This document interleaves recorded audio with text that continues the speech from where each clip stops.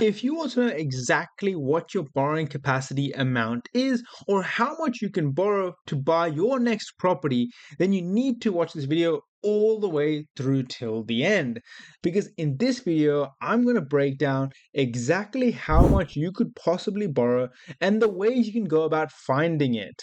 And if you've never used something like this before, there's actually a servicing calculator available online called Quickly, which is actually used by many mortgage brokers out there to calculate your serviceability amounts. And this tool can be quite confronting, but once you get the hang of it, it's actually quite simple to use. And just before I go any further ahead, Quickly is not sponsoring this video. They do not pay me for this, showing you this tool or website, but I think it's something great to use to actually identify how much you can possibly borrow even before you talk to a mortgage broker. Now, please always talk to a mortgage broker. This is not financial advice. This is not telling you exactly how much you can borrow, but as this warning sign says, it is not the replacement of a mortgage broker. They will be able to give you the exact amount in your unique situation. But let's get straight into it. So applicant 1, you can see here, is myself, under 450k. Applicant 2 as well, under 450k partner, or you don't have to put it. You can just do it as an applicant 1 and you can see how much that affects your borrowing capacity. And if you've not clocked it already, on this right hand side, you can actually see the max capacity available to you, the product rate or interest rate, as well as the monthly repayment based on your loan amount. And you can see all different types of banks here. Some are first tier lenders, while some are second tier lenders, and more. There's also third tier lenders, and each one have their own maximum capacity as well as interest rate. And that's why this tool is so useful, because you can actually tell how much you can borrow with the different lenders. And before I jump into any scenarios, if you have not already, make sure you are subscribed to the private community. There's over 200 members in this community already.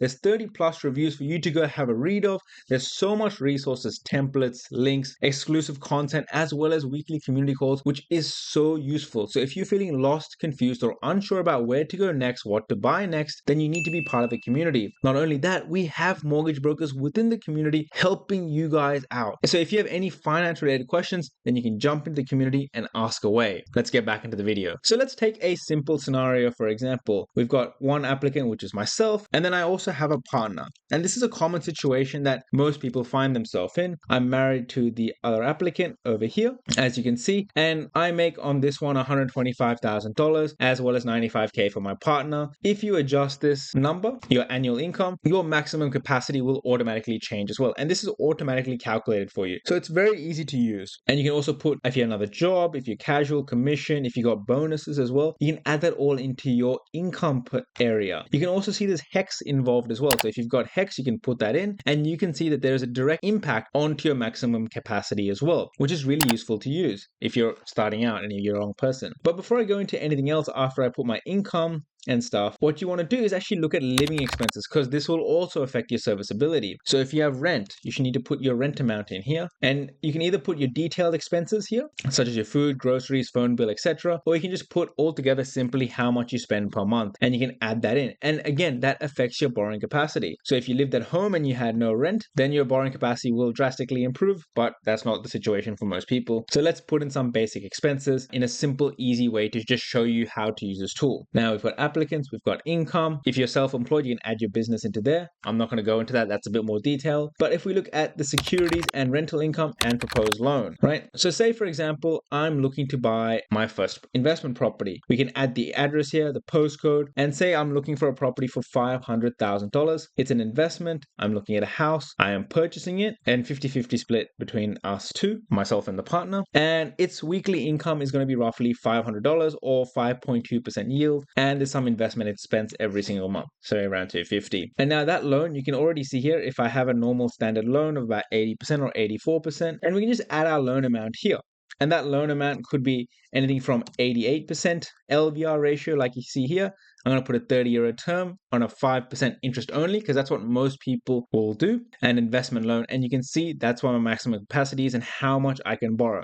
So I can comfortably borrow this for a property like this. Say, for example, I'm only a one-person applicant and I don't want to have this on here, and I click here. Because I have all these expenses, I actually can't borrow any money, or I won't be able to borrow enough money for this property over here. That's the reality, right? But if the property value was $350,000 and I had a loan loan of 300,000, then in this scenario, I could just borrow with one lender, as you can see here. But that's not reality, right? So we just want to change that back, change it back to applicant 2. I was looking at $500,000 property at a $400,000 loan, or 440, because we want a 12% deposit to maximize it, for example. And so you can already see that I can comfortably borrow something like this. And with a third tier lender, I don't even know which lender this is, I can borrow about $1.2 million.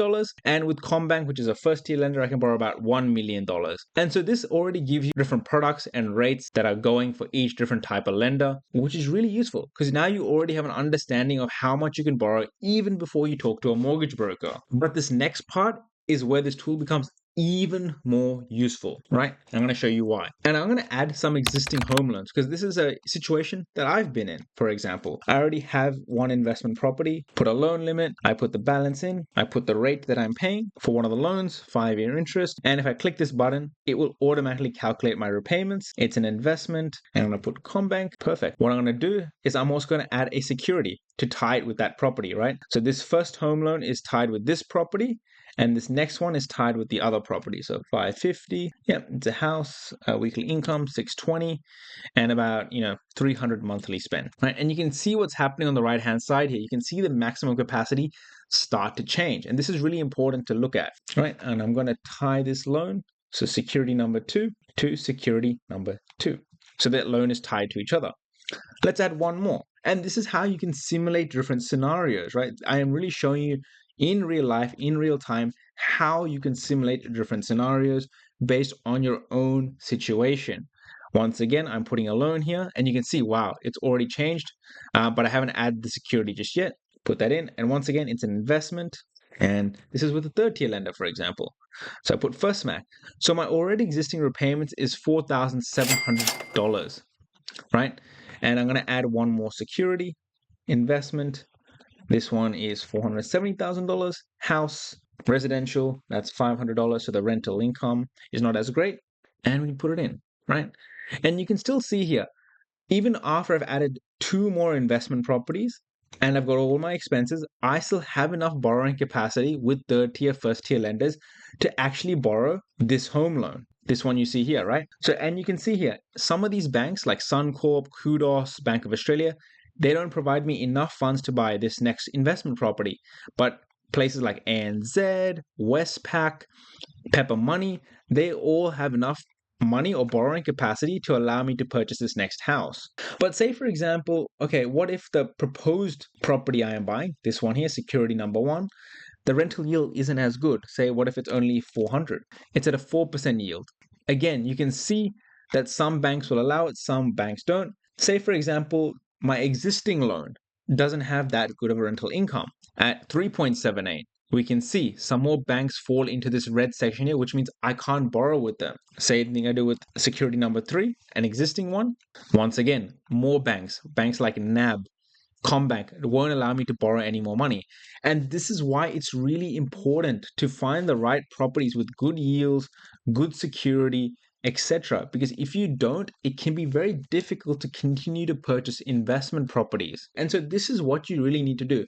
So after seeing this video, what I suggest for you guys to do at home is to jump onto this website over here, right? Start to input the details of your existing home loans as well as your existing properties, and then that will tell you if you have enough borrowing capacity to continue buying property.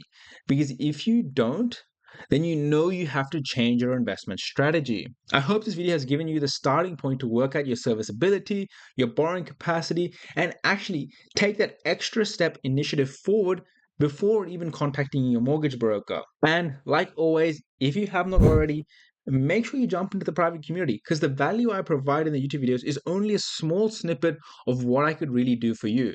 There is so much value in the private community. It is an absolute no-brainer, so make sure you jump into it.